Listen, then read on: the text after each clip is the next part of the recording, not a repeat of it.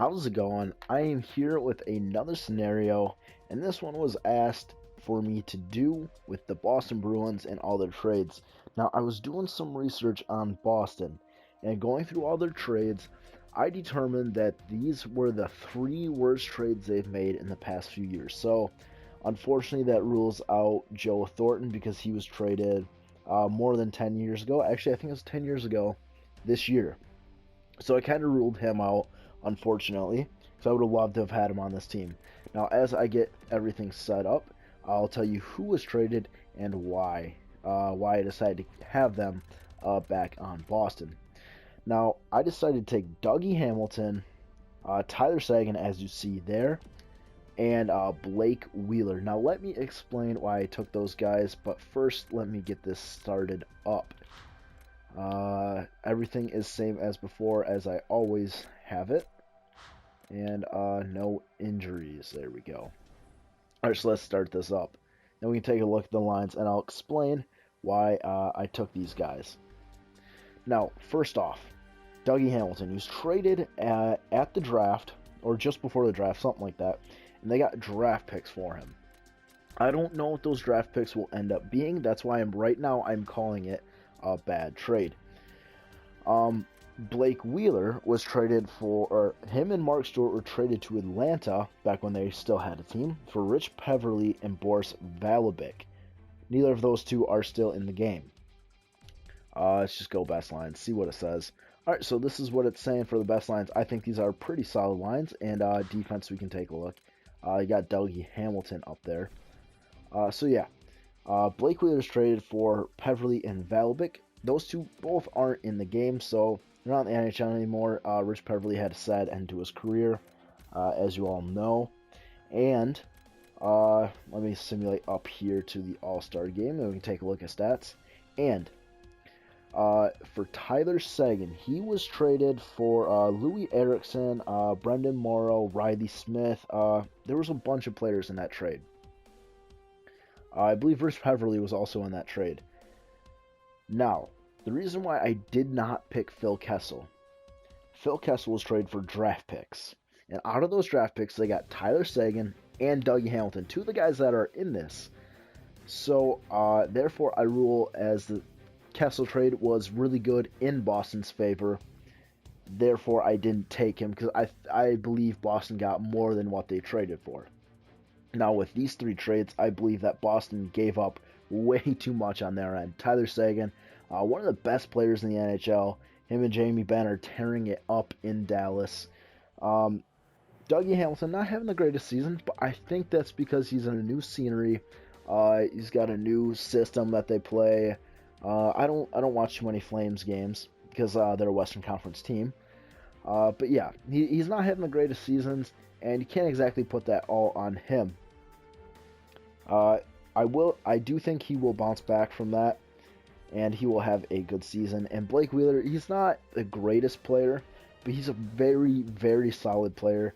And I believe that Rich Peverly and Boris Valubik are not even close to being worth Blake Wheeler, let alone Marco Sturm. I think that was who it was. But yeah, these three trades are some of the worst in Boston's recent history.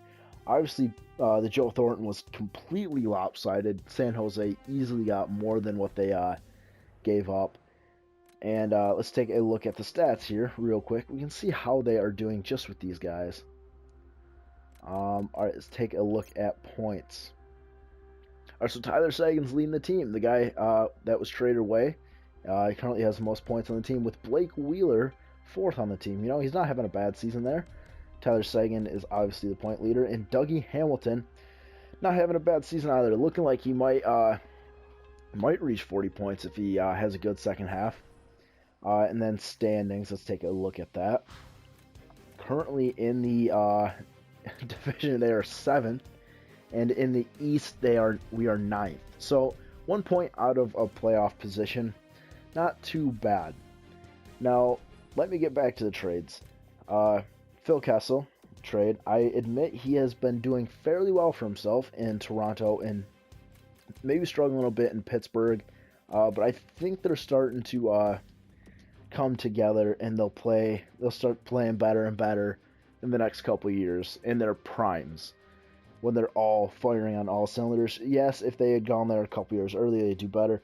Anyway, that's not what I'm here to talk about. Phil Kessel, out of the Phil Kessel trade, like I said, they got Sagan and Hamilton. Now, out of the Sagan trade, they got Louis Eriksson, who he's a decent second liner.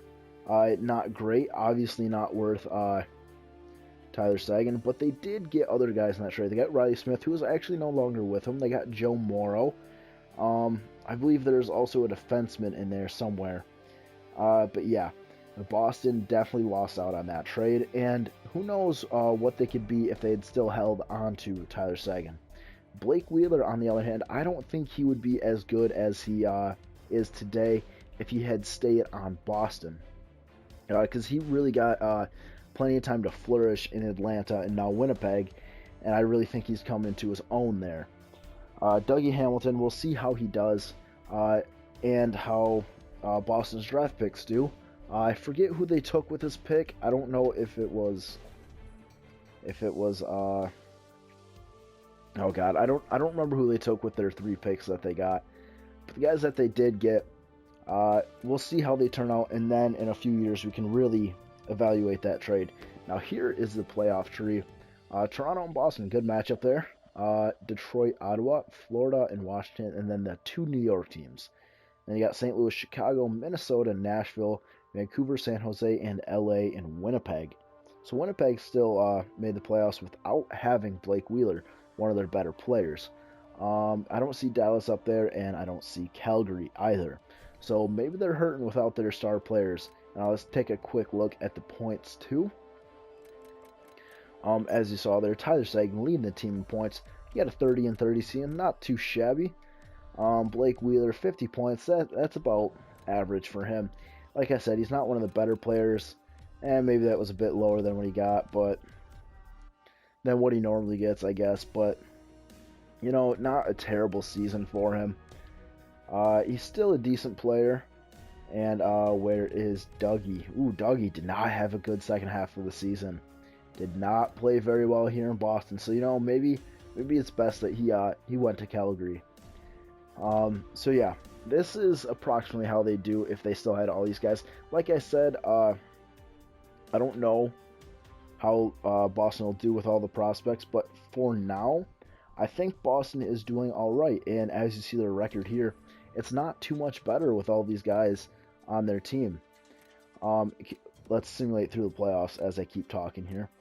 I don't think that these guys would really help out their system too much more. And you heard when Tyler Sagan was traded that he just didn't fit their system, which is kind of a bullshit reason, in my opinion, to get rid of one of the better prospects in recent years. But yeah, he definitely shouldn't have been traded, but I don't think Boston exactly be hurting as much as people think they would, because they haven't done bad as a team in recent years. Now this year they're struggling a little bit, but in a few more years they'll be doing even better with all these draft picks that they have. At least they should. And the Washington Capitals win the Stanley Cup. So yeah, who knows how good Boston will be. I think the trades that they made, all except for the Tyler Sagan trade, were all justifiable and best for Boston in the long run. Now the Tyler Sagan trade, who knows how he really would have developed as a player. Maybe he'd be a little more Jonathan Taves type player, but a little good defensively, but also still solid offensively.